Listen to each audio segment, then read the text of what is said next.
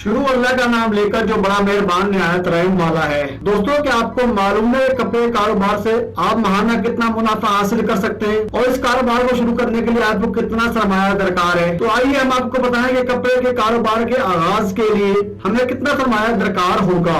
दोस्तों, आपसे गुजारिश है कि हमारे चैनल आईडी रिव्यू को सब्सक्राइब करें, लाइक करें और साथ में मौजूद घंटी के बटन को दबा दें ताकि आइंदा भी आपको इस तरह की वीडियो मौसूल होती रहे। दोस्तों, आज हम आपकी मुलाकात इसी कारोबार से वाबस्ता अयालुद्दीन से करवाते हैं, जिन्होंने बहुत कम सरमाए से कपड़े का कारोबार शुरू किया और आज बाइज्जत तरीके से अपने घर की कफालत कर रहे हैं। अयाज साहब बोल्टर मार्केट कराची से लेडीज कपड़ा होलसेल पर हासिल करने के बाद अपने घर के नीचे कायम करदा एक ठिये पर फरोख्त करते हैं, जिससे इन्हें माना 30 से 40 हजार रुपए मुनाफा हासिल होता है और अपने घर की अच्छी कफालत कर रहे हैं। माशाल्लाह अच्छा है, रोजगार वगैरह काम अच्छा है, कारोबार कर रहा है, घर चल रहा है, सब कुछ है।